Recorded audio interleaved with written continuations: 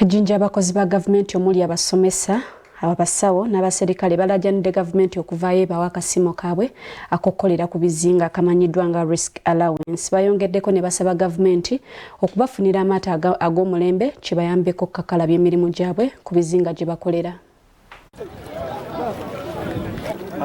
Abakozi ba gavumenti okuli abasomesa, abasawo n'abaserikale abakolera ku bizinga mu kibuga Jinja baagala gavumenti ebawe ensako yaabwe ey'okukolera ku bizinga emanyiddwa nga risk allowance okossaako okubawa entambula ey'amaato ey'omulembe basobole okukola obulungi emirimu gyabwe. Ekibuga Jinja kiriko ebizinga bisatu okuli Kisiima 1, Kisiima 2 ne Lwabitooke. Bino biriko abantu abawerako abeetaaga obuweereza bwa gavumenti era nga kuliko amalwaliro, amasomero ne poliisi. Billy Mengo David omukulu w'essomero era Kisiima 2 Island Primary School agamba nti batunda mwoyo okukolera ku bizinga anti balina okukozesa eryato buli lunaku okugendayo okusomesa. Tulambuliramu liri mu mbeera mbi tujjango wundi alese nanga mu amaadi kale embeera irimu eryato ifu tusaba busabe nti banaife fiber boat eda tukolera bulungi emirimu gyeffe gitambule bulungi era nga tuli kukola emirimu egya gavumenti. Ensonga eyindi allowances edokukolera mu bifo ebikalubirizibwa gavumenti byegaba ife Kisiima 1 Kisiima 2 tiba tufanga kupaka olunaku olwaleero. Ono yegattiddwako abakozi abalala omuli abasawo n'abaserikale ba poliisi abagamba nti bannaabwe abalala mu disitulikiti ez'ebizinga nga Mayuge, Kalangala, Namayingo, Mukono n'awalala baweebwa ensako eya risk allowance wabula bo ezaabwe zifuuse musu gw'ekanyanya. Bongeddeko nga bagamba nti beetaaga gavumenti ebazimbira amayumba okossaako okubafunira amaato ag'omulembe basobole okukola obulungi egyabwe. Tusaba gavumenti ekitwala ng'ensonga enkulu Ministry of Works tusaba batufunire fiber board. Era nga gavumenti bweri kulongoosamu embeera ed'okumaadi kano kabaire kabonero kalungi aya aka fiber board kabiri kalungi ino n'okusinga ka life jacket.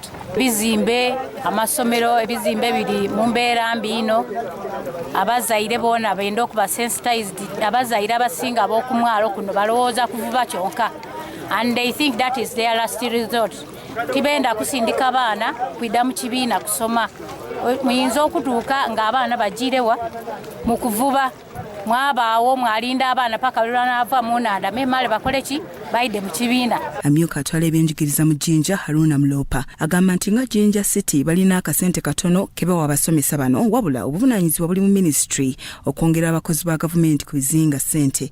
Kituufu abasomesa baife bano tubagezaako okubawaayo obusente aye tibutuukana na sente de balifunye ng'abasomesa abali mu hard to reach areas. Akanso ebaayo ku sente awo ayenga banaife abali mu hard to reach areas mu bitundu ebindi waliwo a special pay gye bafuna as an allowance for hard to reach. Ifo Jinja stage tubaye tukali kufuna. Bino bano babyogedde nga basinziira ku mwalo ogw'Emasese mu Jinja bwe babadde bakwasibwa life jackets ezibaweereddwa Ministry y'Ebyenguudo n'Entambula okusobola okubakuuma nga batambulira ku mazzi. Kirunda Abubeka abakuutidde okuzikwata obulungi. Ngada kuyamba kwa abaana abavuye abasoma secondary abavuye Kisiima okuyidde. Twabate ku jacket mukaaga then eryato liri ku operator bameka babiri. So titwenda kubona muntu yena ku lyato erya ife lya kanso nga yazira life jacket tukitegeere bulungi.